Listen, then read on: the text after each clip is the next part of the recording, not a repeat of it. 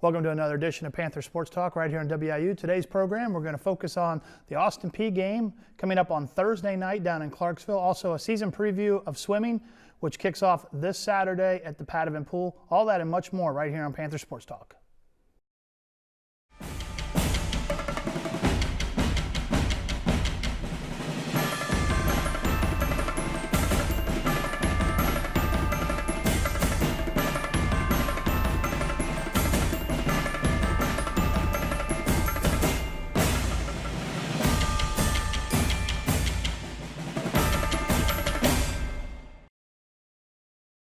Production for Panther Sports Talk is brought to you in part by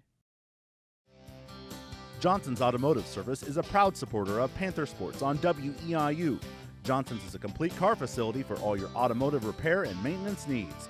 Johnson's Automotive Service, keeping your life running. Welcome back to another edition of Panther Sports Talk right here on WIU. I'm your host, Rich Moser. We're joined every week by EIU football coach Dino Babers. Coach, coming off a bye week, you guys have Austin Peay this Thursday.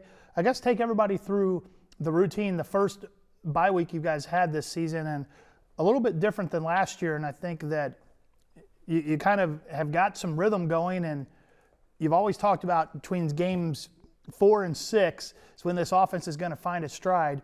What would have been game 6 was the bye week for you guys. Well, we're not going to count that as a game. So game 6 hopefully is Austin Peay. With our bye week, we're really looking to accomplish two things. We want to make sure that we can heal some of the bumps and bruises from the 5-game non-conference and opening with EIU. Obviously very difficult, very physical games that we played in. So we've got to give some guys a chance to rest, but also we have to still continue to try to have an opportunity to create depth. We really didn't have a game where we could play our backups for a long period of time. We didn't have one of those gimme games that a lot of people put on their schedules. So we've got to try to find a way to play and scrimmage in the bye week to give our guys more game-like experience. So if we need some of those guys later on in the season, like I know we will, at least they'll have some game experience of playing fast, of playing in a game atmosphere. Now, in last week's show, we really recapped Eastern Kentucky, and we didn't talk so much about Austin Peay. Since that time, Austin Peay and Eastern Kentucky have played each other.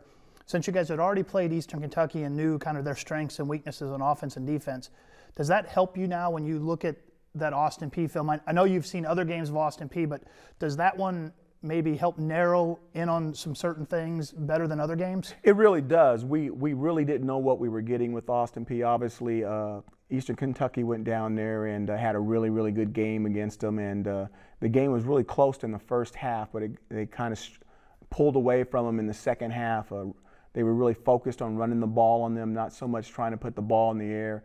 And Austin Peay had some difficulties moving the ball on their defense. Now, that being said, Austin Peay has played 5 games on the road. I mean, well, how about that, AD? 5 games on the road to start the season, 3 versus FBS opponents. So they may be one of the few FCS teams that played 3 FBS opponents. So it's a very, very difficult schedule. And we're their first home game before a break. So I'm sure they'll have the entire student body out Thursday night. It'll be a big crowd, and they'll all be gunning for the number 4, number 5 ranked team in the country. Now, you talk about that Thursday night. It's a little bit different than in other years when you guys have played on Thursday night, in that a lot of times the Thursday night has been the opener, so you can tailor your schedule and your off days to that. I guess the bye week has helped a little bit in the fact that you could space out how a normal week of practice would go, but Thursday night's still going to be a little bit different for the guys. It's still going to be different. It's still going to come very quickly. We practiced this morning at 6:20 a.m.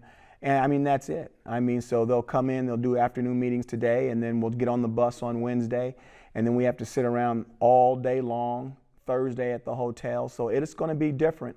Hopefully, just like you said, after a bye week, offensively and defensively, kicking game-wise, you normally start a little bit slower. Hopefully, we don't start too slow, because we want to make sure that we can get this game under control. Now, you talk about some of the distractions and the fact of sitting around the hotel all day, and that's one of the things I dread the most about night games. I know they're great for fans, but I don't think they realize what really a drag it is for teams, because you're creatures of habit, to where you want to eat, you want to go, you want to play, and then kind of be done during a certain time of the day. In addition to that factor, Austin Peay this year has not been very good. I guess one of the other factors you have to work with your team on when you guys are ranked where you're at and as good statistically as we've been is how do you not overlook that opponent, realize that they still got guys on scholarship that are there for a reason as well? Well, I think the one thing that, and I talked to the team about this, you need to stay focused because you can have one mental mistake and you can cause some player on our team to have an injury that will affect you the rest of the year because you had a lack of focus in preparation, and you just can't have that. We have to prepare like any other opponent, and sometimes, you know, you're not, even though you're playing other people, you have to put the emphasis on yourselves for perfection. Perfection on one play, perfection on a play after that, to come closer to playing a perfect game. Everybody says, well, nobody can play a perfect game. Why? Why can't you play a perfect game? I mean, if you get them all right on a test, it's perfect, right? So we're trying to play a perfect game, and we haven't done that yet. Now, last year you guys played Austin Peay, and when you played them, the game got out of hand early, and it was good from the fact that I think it was family weekend, or it was another big crowd where you were able to get a lot of the second and third team guys in. Different on the road, you don't travel quite as many guys, but you still have some second and third team guys. Do you expect Austin Peay, I know it's a different coaching staff, but to try to, I'm assuming, going to try to really slow it down, and because they don't want it to get out of hand early? Well, I'm sure they're going to, if I was them, I'd run the ball and try to control our offense by not letting our offense go on the field. Hopefully our defense can put a stop to that and really force the issue with them and make them try to make some plays. But this is a very young team. It's a new coaching staff. They're going home for the very first time. They may have some tricks. They may have some tricks up their sleeves that they haven't shown yet, that they've been saving for their student body, their faculty, and their fans back home. So we as a coaching staff have to be ready. But like you said, I think those kids may be ready to play at 7 o'clock at night. They want to go, but they're wait around to 7. The bad thing is by halftime, I might be asleep. I'm not used to staying up that late. So we'll see. We'll see what we need to do. It's going to be a very interesting game down there, and we're looking forward to it. Now, you have last year's film, and because it was a game where you guys kind of really put it away early, do you even show last year's film to this year's team when you're kind of doing any prep, or is it all, when you're talking Austin Peay, is it all the film from this year since it's a new coaching staff? Yeah, once there's a new coaching staff, you can just take the old film and you can burn it. We're not going to watch any of that stuff. We may go back to look at a certain player, to look at him. If somebody's been hurt the first 3 or 4 games, we haven't had a good look at him, so we go back to our game from last year to get a read on a player. But outside of that, with a brand new coaching staff, different defensive philosophy, different offensive philosophy, last year's game really doesn't help us. And on a note on that, one of the things that helped us a lot last year is that they had injuries at 2 of their safety positions last year. And if you remember, that was the game that Keandre was going deep for the very first time, and they had some people there that could make some plays, but they just couldn't make the plays. I guess they were just too far down in the depth to make that play. So we don't expect it to be that simple or that easy this time around, that's for sure. Now, in addition to the fact that the game has moved on Thursday, that helps you guys a little bit in the fact in the rest and recovery stage to get ready for your next game after that, which is going to be Southeast Missouri, the homecoming game here.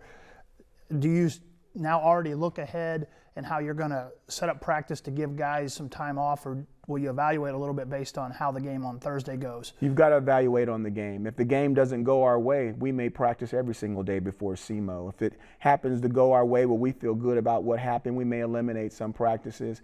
It depends on who gets hurt in the game, who's not hurt in the game, who plays well in the game. And based off of how they play on Thursday will determine their practice schedule the rest of the week leading up to SEMO. Now, you talked about injuries, and over the course of the season, people were able to come back. One guy that you should be able to get back, and I don't know if he'll play yet or not, I know he's been cleared now, is Timotheus Granger, who got hurt, think about the first or second play of the season at San Diego State. So nobody's seen him, and he's a guy who had earned a starting position last spring and then in fall camp. So he probably won't start, I'm assuming, but opportunity maybe to get him some reps to kind of really prep him for down the stretch run? Yeah, Simpkins has been replacing him along with some other guys in a rotation situation. I want to say he got hurt the first play at San Diego State, but I know it was either first or second. You're exactly right on that. But again, it's good to get his body back and his strength back, but Rich, he's condition-wise, he's not nearly where he needs to be as far as game speed and game shape goes. So we still have to bring him along there. So it's probably going to be 2 to 3 weeks before he's really back in old form again. Now, are there other guys that are kind of in a similar situation that maybe you've been resting a little bit, that you'll use this game to kind of get them back in? I don't think there have been any major injuries where a guy has come completely out of the lineup, but I know there's been bumps and bruises. Well, we just got to see how it goes, and based off of that, we definitely would like to get some people who haven't had an opportunity to play in. But I say this all the time, there's upsets every single year in college football, and one thing you want to do is you cannot be overconfident. You cannot overlook an opponent. I mean, everybody has a right hand, everybody has a left hand. If you drop your dukes and somebody catches you on the chin, they can knock you out. So we've got to make sure that we stay focused and we do the things that we need to do so that EIU can get better. And hopefully by doing those things, we'll be able to take care of business on Thursday. You must be thinking about the Buster Douglas, Mike Dyson fight from way back in the day. You're exactly right. Now, the other thing to talk about, Coach, is the Panthers move up in the polls. They're in the top 5 following the game against Eastern Kentucky. In one of the polls, they move up to 4th. I know at the end of the year, the polls are what's going to matter to try to help get your team seated, but right now, they're just kind of for bragging rights and for players to feel good. How do you keep the guys still focused that there's still a task at hand that's got to be done, and you may not be the 4th best team in the country, you still got to prove it, and I'm sure you drill that message home every day. Well, all we have to do is look back 1 year in our past. I mean, the same media that said we were no good, that we were the worst team in the OVC, won the OVC, and ended up being ranked at the end of the year. And so we look at those rankings. Yeah, that's nice. That's great for the university. That's great for the administration. That's great for Charleston, Mattoon. But we're more concerned about us and our next opponent, and that's the way we're going to go about business. We understand that as we move up the polls, the target on our backs gets bigger and the pressure mounts, but that's the fun part. Now, the other question is going to put you a little bit on the spot here, and this isn't assuming that things happen, but if the games go the way that on paper people think they should go, you have 2 guys that are vying for the Walter Payton Award. One, Jimmy Garoppolo, probably a little bit more of a front runner than Eric Laura. Do games like this, in your mind, is there a time where you take him out of the game, or do you leave him in an extra series because, hey, here's an opportunity to win an award? And I know coaches feel differently on it, and that's kind of, don't want to put you on the spot, but just kind of your thoughts. Do you have a time in a game, a score, a statistic that this is when I feel comfortable my guys can come off the field? If you know how we operate in practice and everything else that we do in our program, you're not going to lock our knees on anything. We like to keep our knees bent. We'd like to stay flexible. I understand that those 2 guys have an opportunity for an individual award. I think the main award that both of those guys would like is a team award, which is a national championship. I need to make sure that I do things that are conducive for our team and our community and our university in striving for that team goal. If I can help them accomplish their individual goals while not putting them before the football team, then as any good grandfather would do to any grandson, I would be glad to see one of our young men win that award. But I've got to think about the team first and them second. All right, Coach, well put. Figured you were going to answer that way, but have you say it instead of me. That's going to wrap up our segment here with Coach Babers. Remember, the Panthers are in action. It's a Thursday game on some schedules that were printed early in the year, and some people may have some of those. It was listed as a Saturday game. But if you're making the trip to Clarksville, if you go on Saturday, you'll be down there by yourself. You need to come on Thursday night for the 7 o'clock kickoff there at Governor Stadium. It's the home opener for Austin Peay. Hopefully we'll have a nice little contingent of Panther fans that come down. It's fall break for Eastern students the next day, so maybe some of them will want to make the trip down there and live the nightlife afterwards. That wraps up this segment. Up next this week in EIU Athletics. Panther fans, here's what's going on in Panther Athletics. Volleyball moved to 3-1 in OVC play and 9-8 overall, with 3-1 wins over SIU Edwardsville and Tennessee State at Lance Arena. Women's soccer is now 4-0 in OVC play and 4-9 overall after 2 1-0 wins at Lakeside Field against Morehead State and Eastern Kentucky. Men's soccer dropped a Summit League match at Western Illinois 3-1. They're now 0-7-2 on the season and 0-1-1 in Summit League play. Cross country competed at the Notre Dame Blue Gold Invite. The men placed 6th overall and the women placed 12th. Pablo Ramirez was the top men's finisher in 14th place, and Victoria Quarton was the top women's finisher in 38th place. Women's rugby dropped to 0-5 on the season as they fell at Davenport College 38-0. Now here's what to watch for this week. On Thursday, Panther football is in Clarksville, Tennessee to take on OVC rival Austin Peay at 7 o'clock.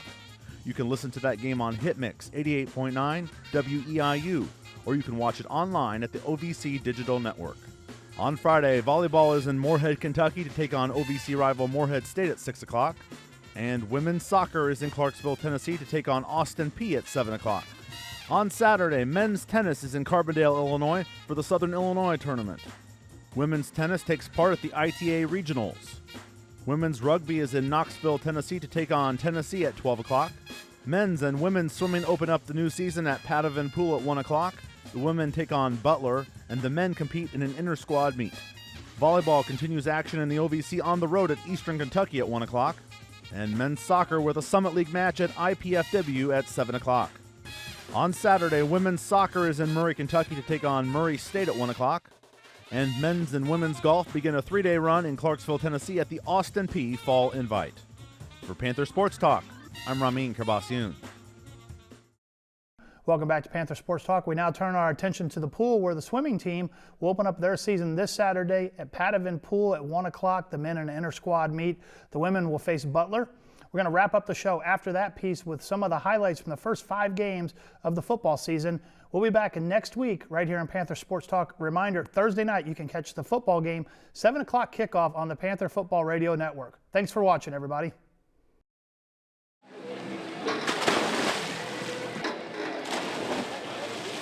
Panther Swimming is entering year 3 of the Elliott McGill era, and Coach McGill says it's shaping up to be a good season at EIU. We've really been building up our team over the last couple of years. We've had some really good success. We're a really young team right now, so I'm trying to avoid the gray hairs that might come along with that.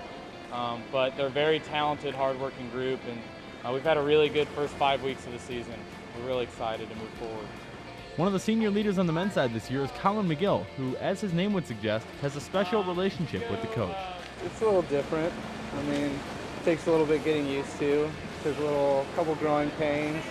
Maybe butted heads a couple times, but I mean, I swam well last year, so it's kind of nice having a personal relationship with your coach. For me, it kind of makes things a little more personal, and for me, I might, do a better job knowing it's my brother watching and not just a coach. Really, the big returner for us is Colin McGill. He set a school record in the 100 back last year, qualified for USA Swimming Nationals this winter. And so he's going to be a really big stud for us to kind of bring back. He'll be anchoring a lot of relays or leading off those relays, and he plays top 5 or top 3 in a number of events at conference for us this year, or last year. He'll be a really big asset for us to have.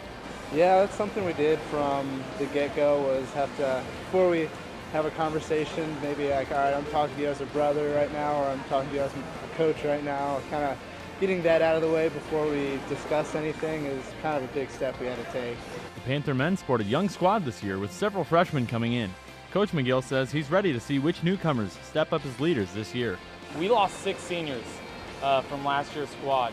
So really our success is going to be coming on the 5 sophomores and 8 freshmen that we have. We're a very young team, but lots of potential. And when you have a young team like that, the room for growth is just huge. And so we're really relying on our leadership to really grow the team as fast as we can this year to kind of repeat last season's success. The freshman men, there's 8 of them. They're looking really solid right now. In particular, Harris Thompson has really stood out in the distance events. He's really even pushed our upperclassmen and has been beating them in practice a lot. We're also looking at Colton Woolsey and Shane Witzke have really stood out in the sprint events for us. And then Brock Bales has looked very solid in the breaststroke.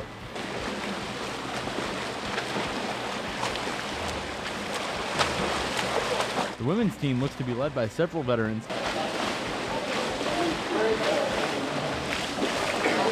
including Kate Page, and she says she's excited to lead her team into a new season. Yeah, I do see myself as a leader.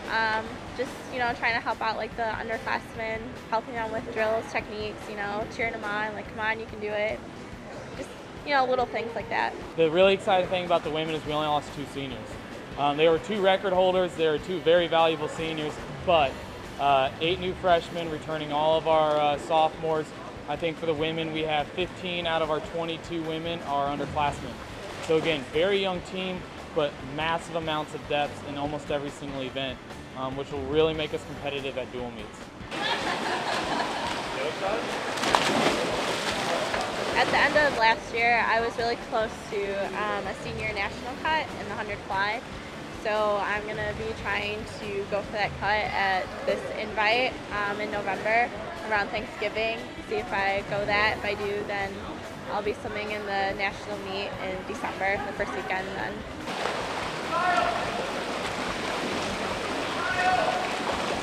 I know, I'm just really excited about the team this year. It's kind of weird being a senior, but it's been pretty fun so far. As a captain on the team and everything, you know, the #1 job is getting all the freshmen ready. You know, it's a big step coming up from high school into collegiate swimming, and making sure they understand what we expect from them and putting them in the right place to succeed is my #1 job. And I guess that's the biggest step of being a leader, is just coming out there and showing everybody the tools to success and what's worked for you and what you think would work for them, and kind of make sure everybody's in the right place to give it their best shot and make sure they give it everything they can. After that, everyone will have 10 100s on 130 with fins and paddles. The Panther schedule this season includes a number of matches inside Padman Pool at Lance Arena, several more than last year. What we really did this year is we loaded a lot more dual meets at the beginning of our season, which is going to force us to not train so hard and hopefully be a little bit more fresh going into November, December, and January. From there, we do a few meets in January to really start to race leading up into conference, and then 3 weeks after our last meet, we have our conference meet. So the dual meets that we're really looking forward to are, of course, like IUPUI is a conference foe, and then Western Illinois is, of course, kind of our big rival on the swim team, and that's going to be a fun meet again this year. Last year, I think we only had 2 home meets, and it's really tough traveling and getting up for away meets. You know, the swim team doesn't necessarily travel well outside of parents to away meets, but having all the home meets that we have, especially early on, just having all the friends here at EIU and having all the support through athletics and all the students at EIU coming out and support us when they do is big, and I love having swim meets here. It's great to defend this house. I mean, like, you know the pool because you're practicing it all the time, so like you know like all the lanes, you know, I don't know, it's your home. And also like traveling on no matter what, it's gonna make you tired. So I mean, you already are sleeping in your own bed, so instead of like sleeping in like a hotel, for instance, or you know, it's just not as stressful, I guess. The Panthers will have an intra-squad meet October 12th, then open their dual meet schedule a week later in St. Louis. Reporting for Panther Sports Talk, I'm Brad Kupiak. Garoppolo in the gun again, looks to throw it, fakes to the left, now he's going to throw it deep down the left side, got Laura out there at the 5, touchdown Eastern Illinois. First and 10, Garoppolo, he's going deep, got Gober behind the defense, got it at the 30, 20, DeAndre Gober on his way for the touchdown. Broke tackle, now he's got room to go at the 50, Shepard Little to the 45, right sideline 40, to the 30, to the 20, to the 15, broke a tackle 10, 5, touchdown Eastern Illinois, no flag. Steps up, now he's going to throw it deep in the end zone. Drake got it! Touchdown, Eastern Illinois! Canberra, 36-yard field goal try to win the game in the second overtime for Eastern. Here we go. Good snap, placed down, kicked up, kick is good! Panthers win! Yes! Yes! Here's the snap, here comes the blitz. Jimmy's gonna throw it deep down the middle. Laura's out there, got it, and he's on his way. Garoppolo burns the blitz. Touchdown, Eastern Illinois. Garoppolo sets up to pass, marker down, throwing the bomb. Gober behind everybody. Got it at the 45-40, breaks away 30. Gober will score. Touchdown, Eastern Illinois. Here comes the blitz. Garoppolo's back, looking, throwing the bomb. Got Drake out there. Touchdown, Eastern Illinois. He's going to throw into the end zone, and touchdown, Eric Laura. I'm not sure how he got that through that window to get him. Looking deep, firing, end zone, Laura wide open. Touchdown, Eastern Illinois. Eric Laura in the back corner. And they fake a handoff. Garoppolo guns the middle. Drake open to the 30. 25-20. Handling right 15. 10. 5. Touchdown. Adam Drake. Here's Garoppolo to throw. 4-man rush. Pump fake. Throwing the bomb. Going for Laura. Touchdown. Eastern Illinois. Pump fake. He's going to throw it end zone left side. Great touchdown. Eastern Illinois. There's the snap. Jimmy looking, going to the right side for Laura. Touchdown, Eastern Illinois. Looking, throwing the bomb. Going for Gober, back of the end zone. Touchdown, Eastern Illinois. Gober in the back corner behind two defenders. Jimmy Garoppolo sets the record for Eastern Illinois and the Ohio Valley Conference with his 86th career touchdown pass. Pressure, grab, sack. Down he goes. Clinton Simpkins with his second sack this year. Signaling receivers to go downfield. He's going to throw into the end zone, and it is bobbled and caught. Touchdown. Jeff Lepak tipped into the air. Intercepted by Gristick. His second of the day. A linebacker's dream. Finally getting down and fumble. Penalty flag. Eastern picks up the fumble, and they're on their way for a touchdown. It's Anthony Goodman who picks the fumble out of the air, and he takes it all the way back for a touchdown. Fake handoff. Garoppolo sets up, lofting it down the right sideline. Gober got it to the 15, 10, 5, touchdown. DeAndre Gober.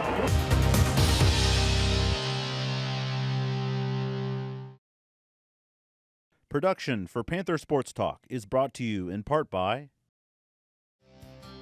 Johnson's Automotive Service is a proud supporter of Panther Sports on WEIU.